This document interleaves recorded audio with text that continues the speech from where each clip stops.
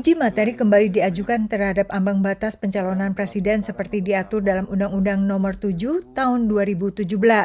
Kali ini 27 diaspora Indonesia dari berbagai negara termasuk Amerika Serikat kembali meminta Mahkamah Konstitusi meninjau keabsahan presidensial threshold sebesar 20% dalam undang-undang tersebut. Alasan ambang batas presiden terpilih akan lebih mudah menjalankan tugasnya. Kami bisa kasih contoh, di Amerika Serikat kadang presiden terpilih tidak mempunyai suara mayoritas di Kongres atau DPR di Amerika. Tapi menurut salah satu hakim menggunakan Amerika Serikat sebagai contoh, tidak relevan. Di sistem presidensial Amerika Serikat itu biasa. Karena di situ kan cuma 2 partai politik. Di Indonesia bukan 2 partai politik, Pak Refli dan Pak Salman. Hakim Mahkamah Konstitusi juga meminta penggugat membaca putusan terkait gugatan sebelumnya yang semuanya telah ditolak. Meski di Amerika Serikat terkesan hanya ada 2 partai, Partai Republik dan Partai Demokrat, 2 partai tersebut hanyalah yang terkuat dan terluas dukungannya.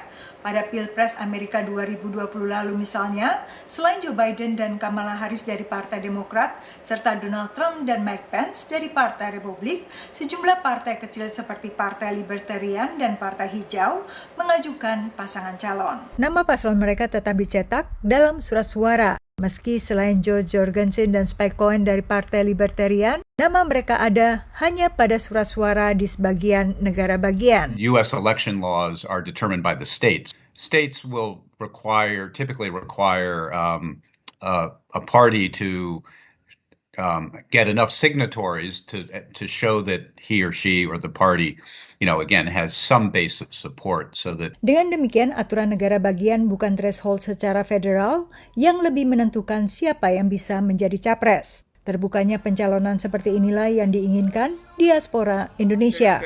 Presidential threshold ini kan pada dasarnya membatasi kesempatan bagi warga negara untuk dipilih sebagai presiden. Nah, ini kan bertentangan dengan prinsip demokrasi, kedaulatan di tangan rakyat. Jadi menurut saya, alasan ini semuanya dibuat-buat hanya untuk melanggengkan kekuasaan oligarki politik dan oligarki ekonomi. Greg Philip, pengamat Indonesia dari Australia, khawatir potensi polarisasi politik bakal lebih tajam bila ambang batas dipertahankan pada 20%. Sistemnya lebih sehat kalau ada lebih banyak pasangan, lebih banyak pilihan untuk masyarakat. Tetapi memang sistemnya lebih messy. Semakin banyak pasangan, semakin banyak kebingungan dan sebagainya. Menurut saya lebih baik kalau threshold diturunkan. Sistem demokrasi di Indonesia cukup matang. Mungkin perlu 2 ronde, tetapi itu biasa dalam negara yang demokratis sebesar Indonesia.